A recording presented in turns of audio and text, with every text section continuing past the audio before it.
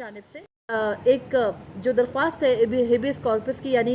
Hub से बेजा में रखने की वो दायर की गई और वो इस वजह से दायर की गई कि गुज़िश्ता रात से शुएब शाहीन को जब उनके दफ्तर से उठाया गया और शुएब शाहीन साहब को जब उठाया गया तो उससे 15 मिनट पहले हम एक प्रोग्राम में साथ थे और बिल्कुल ही आइडिया नहीं था कि वो तो पार्लियामेंट में भी नहीं है और उनका क्योंकि उन्होंने तो जो जलसा जिस मुकाम पे जिस चीज़ पे उनके ऊपर जो अब मुकदमे का इंदराज किया गया है वो भी गैर मुतल्लिका है, लेकिन खैर उनकी गिरफ्तारी की गई। उनकी गिरफ्तारी से पहले शेर अफजल मरवत पहले ही कौमी असम्बली के बाहर से गिरफ्तार हो चुके थे। उनके बाद फिर हमने देखा कि किस तरह बैरिस्टर गौहर ने खुद गिरफ्तारी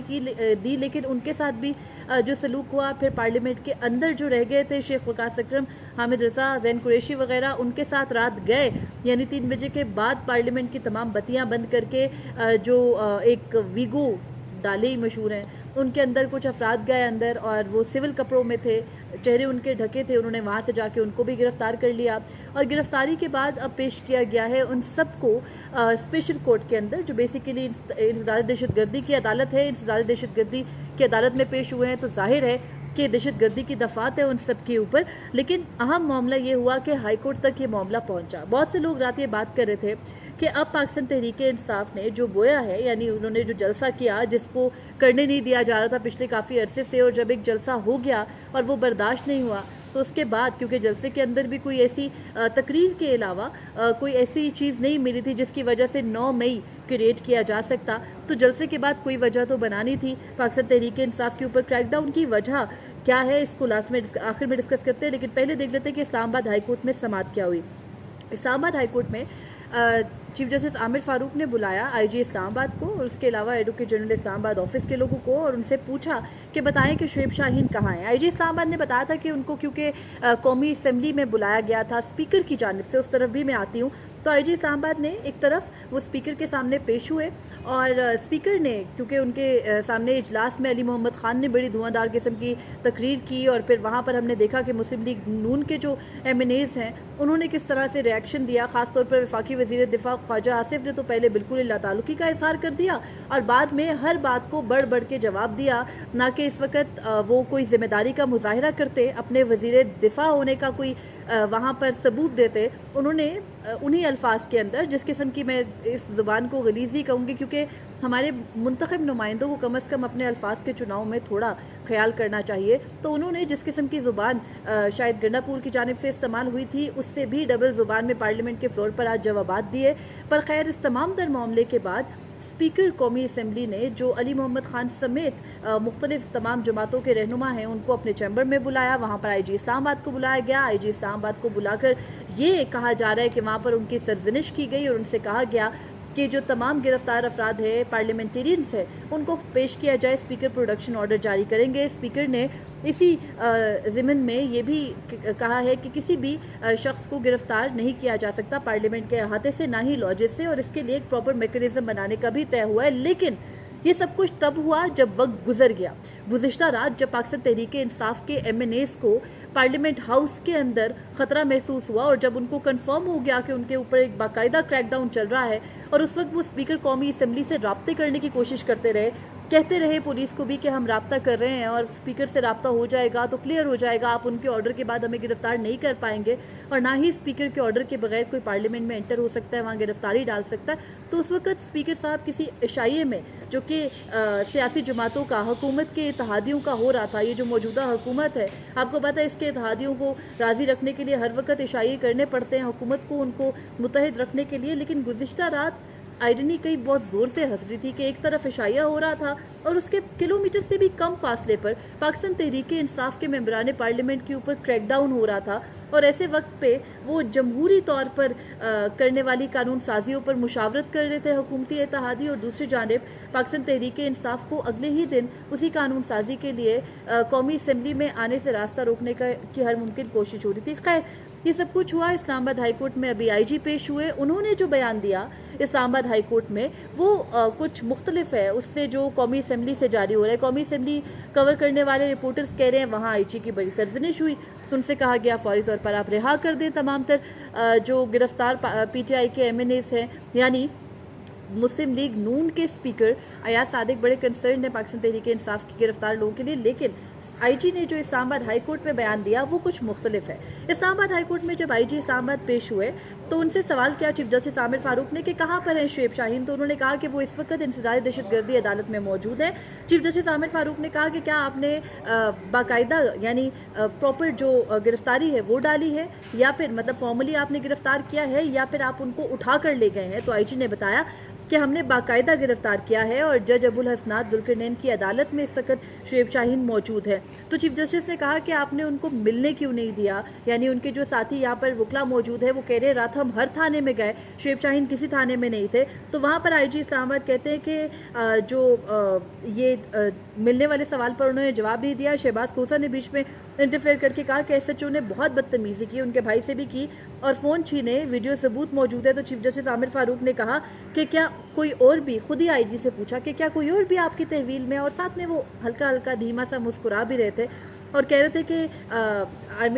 जो चीफ जस्टिस आमिर फारूक हैं उन्होंने ये कहा कि मैंने सुना है कि कुछ नेशनल स्टेचर के यानी कौमी सतह के कुछ लीडरान जो हैं उनको आपने अरेस्ट किया है, क्या आपने उनको भी उठाया है या बाकायदा गिरफ्तार किया? यानी हमारे जजेस को तमाम तर सूरत हाल मौजूद है, जाहिर है वो किसी खला में तो रहते नहीं हैं। तो आईजी साहब कहते हैं कि सबको बाकायदा गिरफ्तार किया गया है। और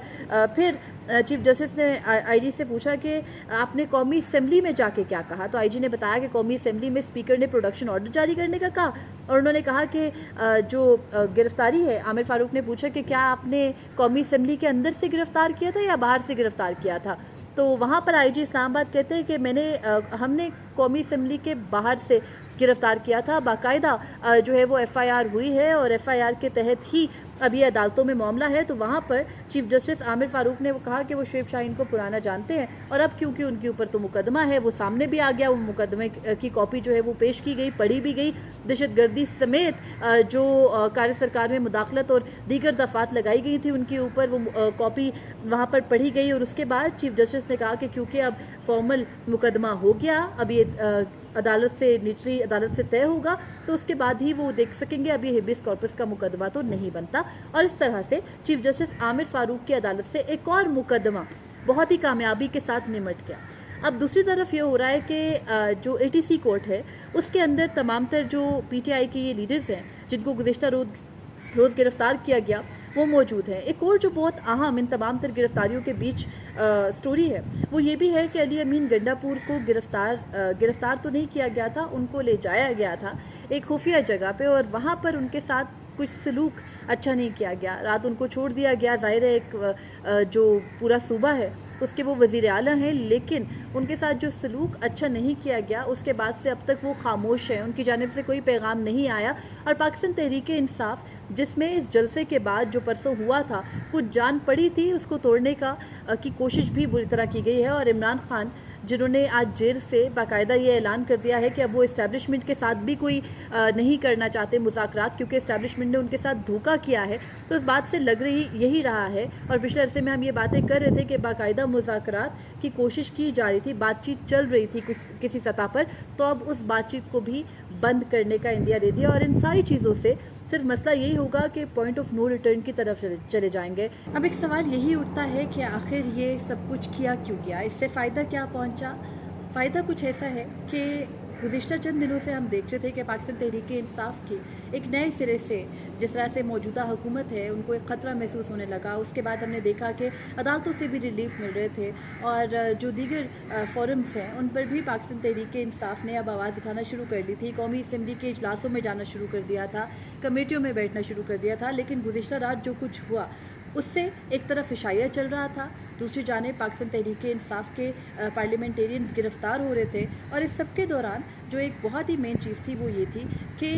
रात गए जब राब्ता करते रहे ये तमाम तर पार्लियामेंटेरियंस स्पीकर कौमी असम्बली से, तो वहाँ से कोई जवाब नहीं आया। और ना सिर्फ जवाब नहीं आया बल्कि अभी सुबह जब नोटिस दिया गया और बाकायदा आप कह सकते हैं कि बाद में याद आने वाली चपेट थी जिसको अपने मुंह पे जड़ लिया, تو اس کے بعد اب یہ تمام تر اقدامات کی بات ہو رہی ہے کہ ادھر اقدامات ادھر اقدامات، لیکن اس سب سے کچھ ہونا نہیں ہے. عدالتوں میں یہ مقدمات جا کے فارغ ہو جانے ہیں. عدالتوں سے جب ان مقدمات سے فارغ ہو جانا ہے تو گرفتاری کی ضرورت کیوں پڑی؟ جو سوچنے والے ہیں یا جو پلانرز ہیں ان کو بھی تو معلوم ہے کہ جب یہ اس قسم کی بوگس گرفتاریاں عدالتوں میں جائیں گی تو عدالتوں سے ریلیف مل جائے گا ان تمام تر پارلیمنٹیرینس کو، اور پھر یہ تمام منتخب نمائندے ہیں اور منتخب نمائندوں کے معاملے میں تھوڑا سا کانشیس ہونا پڑتا ہے. تو اس طرح پارلیمان کی بے تقیری کیوں کی گئی؟ یہ تمام تر میسیجنگ ہے صرف ایک شخص کی ریٹائرمنٹ قریب ہونے اور اس کے ریلیونٹ رہنے کے لیے یہ تمام تر اقدامات ہو رہے ہیں. اور اس دوران جتنا مرضی نقصان ملک کو ہو جائے، ہمیں ہمیشہ سے پتہ ہے کہ ہمارے کچھ ایسے اعلیٰ افسران ہیں جن کو کہ